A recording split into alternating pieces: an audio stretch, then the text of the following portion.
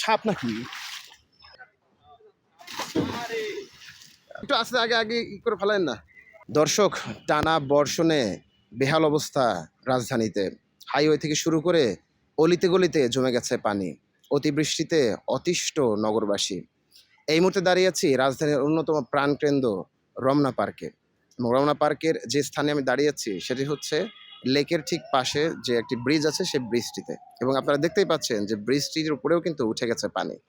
রমনা পার্কের চারপাশে বৃষ্টিতে কি অবস্থা দাঁড়িয়েছে সেটাই জানাবো আজকের ভিডিওতে। টানা ভারী বৃষ্টিতে রাজধানীর অন্যতম সবুজ বিনোদন কেন্দ্র রমনা পার্ক এখন যেন বিশাল জলাশয়, যেখানে প্রতিদিন মানুষ হাঁটতে, ব্যায়াম করতে কিংবা প্রকৃতির সান্নিধ্যে উপভোগ করতে আসেন। সেখানে এখন হাঁটার পথ তলিয়ে গেছে পানি আর কাদার নিচে।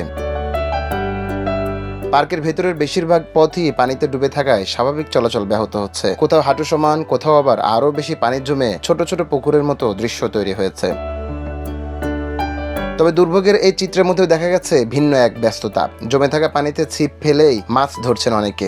অনেকের ছিপে ধরা পড়ছে ছোট বড় বিভিন্ন ধরনের মাছ। শুধু মাছ ধরা নয়, কেউ কেউ ছোট নৌকা নিয়ে পার্কের ভেতরে ঘুরে বেড়াচ্ছেন। অনেকে পানিতে নেমে আনন্দ করছেন, খালি পায়ে হেঁটে বেড়াচ্ছেন জলমগ্ন পথ ধরে। আসলে এইখানে আসলে অনেক ভালো লাগে।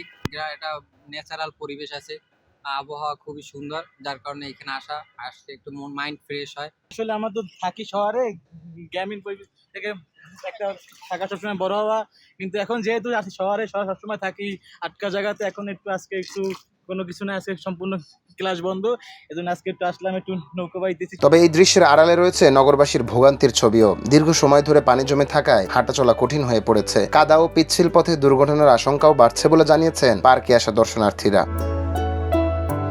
প্রকৃতির সৌন্দর্যের জন্য পরিচিত রমনা পার্কে বৃষ্টির এমন রূপ একদিকে যেমন কৌতূহল তৈরি করেছে, তেমনি নগর ব্যবস্থাপনায় জলবদ্ধতার বাস্তব চিত্রও তুলে ধরেছে। কেউ মাছ ধরে সময় কাটাচ্ছেন, কেউ নৌকাভাসী উপভোগ করছেন ভিন্ন এক অভিজ্ঞতা, আবার কেউ অপেক্ষা করছেন দ্রুত পানি নেমে রমনা আবার তার চেনা সবুজ রূপে ফিরবে।